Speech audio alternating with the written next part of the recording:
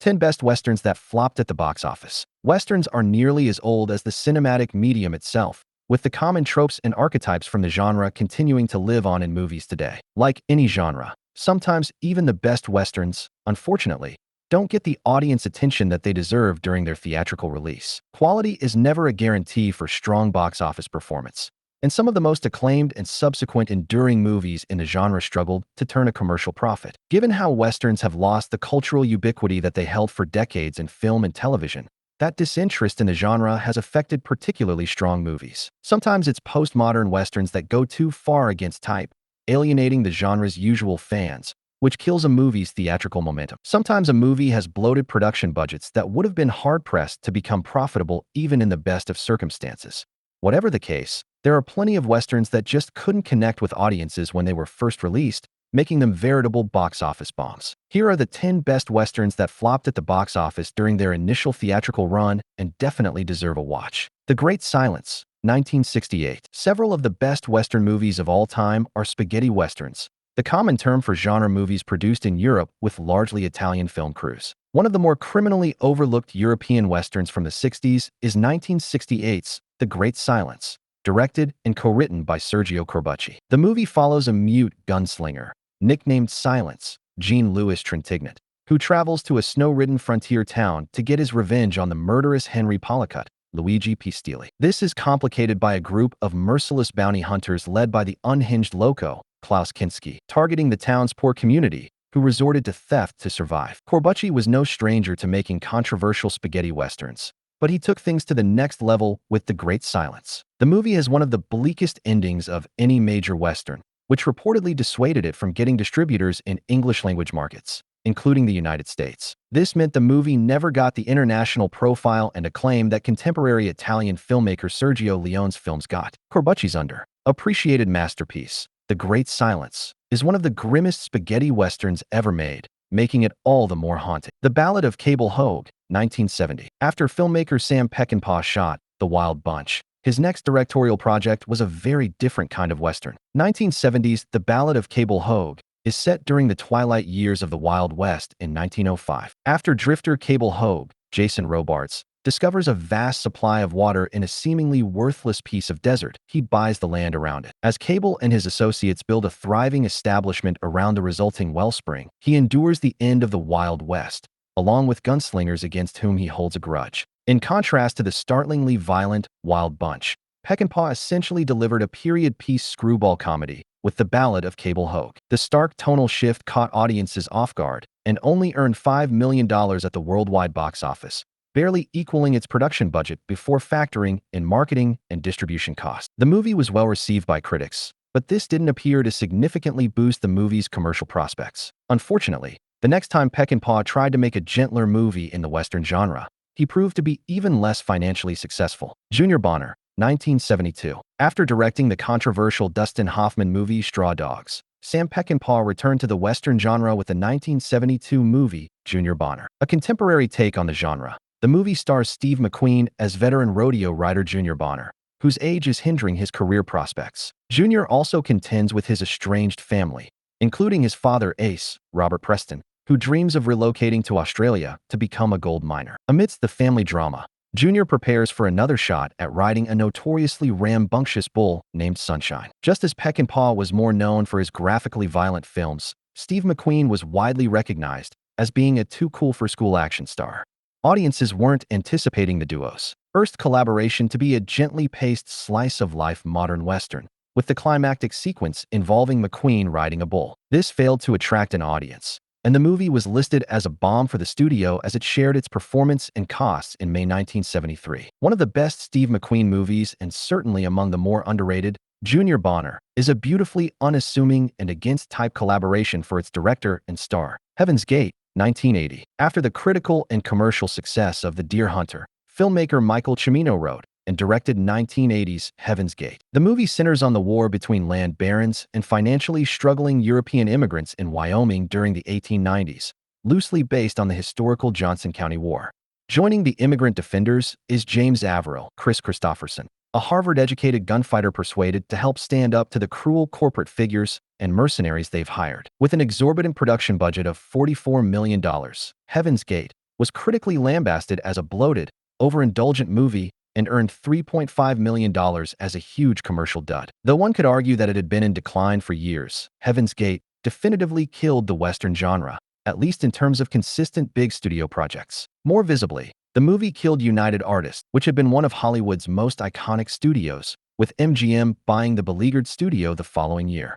But for as much as the movie became synonymous with big-budget bombs for years, it's actually a beautiful and visually striking portrait of the Wild West. Though United Artists and Cimino's career never fully recovered, Heaven's Gate is an engrossing Western epic that remains wholly underappreciated. Wyatt Earp, 1994. Within a 6-month window, audiences were treated to not one, but two different biopics centered on 19th-century lawman Wyatt Earp, with 1993's Tombstone and 1994's Wyatt Earp. The latter was produced by and starred Kevin Costner, playing the titular gunfighter as his big return to Westerns after his multi-hyphenate success with 1990's Dances with Wolves. Running for over 3 hours, the movie chronicles Wyatt's teenage years before he moves west for a fresh start with his brothers. Befriending the sickly gunslinger Doc Holliday, Dennis Quaid, Wyatt becomes a deputy marshal and confronts outlaws throughout the Wild West. Kevin Costner had almost killed Tombstone in favor of his own project, though the 1993 movie proved much more successful. Comparatively,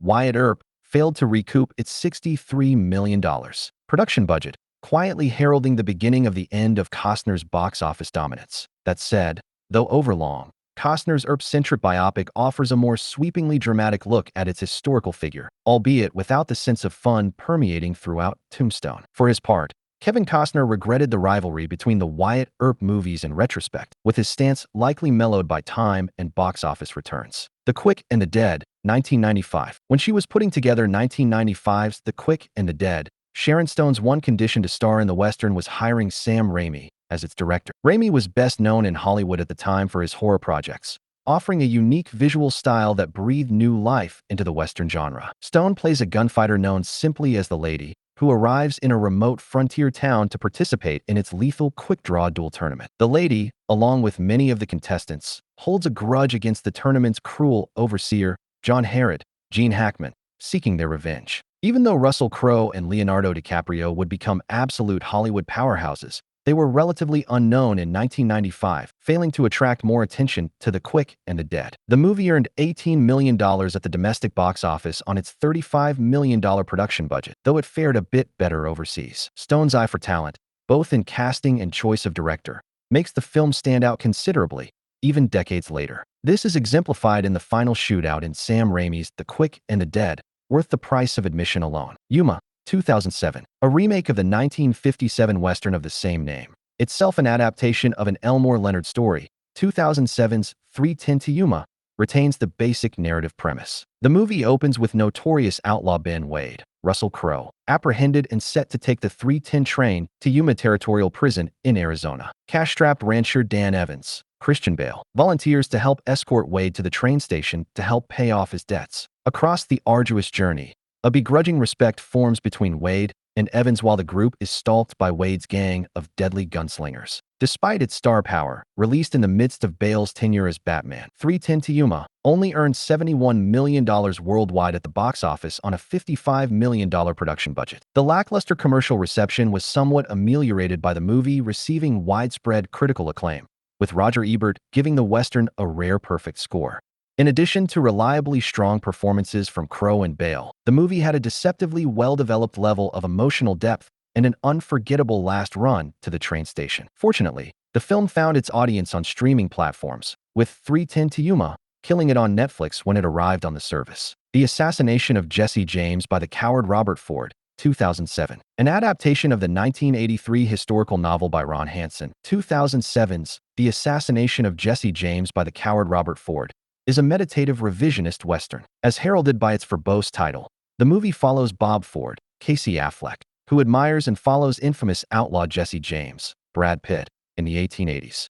Initially trying to join the James gang, Bob gradually becomes more disillusioned with James and the crooks he runs with through his treatment of him and others around him. This change of heart leads Ford to work with the authorities to capture or kill James, with Ford promised a pardon and sizable bounty if successful. When it greenlit the movie, Warner Brothers thought The Assassination of Jesse James was going to be a shoot-'em-up in the tradition of Unforgiven or Tombstone. The movie, written and directed by Andrew Dominic, with Pitt producing, is an engrossing character study rather than an action-heavy spectacle. Audiences didn't turn out for the more dramatic piece, and its nearly 3-hour runtime, with the film only earning $15 million at the box office on its $30 million budget. The film's reputation has quietly improved over time, with The Assassination of Jesse James by the coward Robert Ford, one of the best movies of the 2000s. Appaloosa, 2008. Before he starred as the sinister man in black in Westworld, Ed Harris's first Western was the 2008 movie Appaloosa,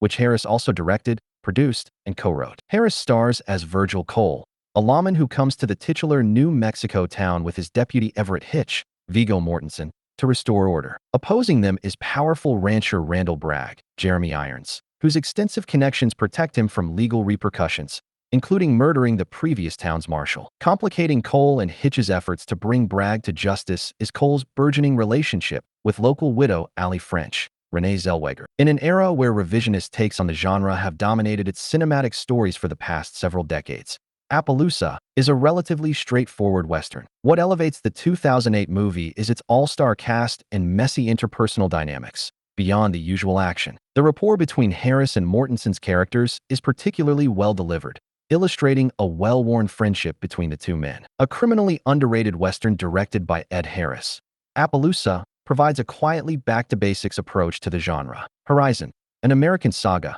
Chapter 1, 2024. A passion project of filmmaker Kevin Costner for decades, Horizon, an American Saga, is envisioned as a 4-movie series chronicling the settlement of the American West. Directed, co-written, and produced by Costner, including financing out of his own pocket, the first installment opens with the frontier town of Horizon in Arizona. The narrative branches out to multiple perspectives of figures along the expanding frontier, each facing their own dangers. This ranges from escalating conflicts with the indigenous populations to deadly outlaws preying on the vulnerable in the largely lawless territories. Upon its theatrical release in 2024, Costner's Horizon bombed at the box office, putting the status of its sequels in doubt. While initially moving at a slower pace and perhaps 20 minutes too long, the first installment of this American saga definitely picks things up after its opening act. Kevin Costner's Horizon, an American Saga, would find success on VOD platforms, but it's still unclear if the full 4-film series will unfold as planned. In the meantime,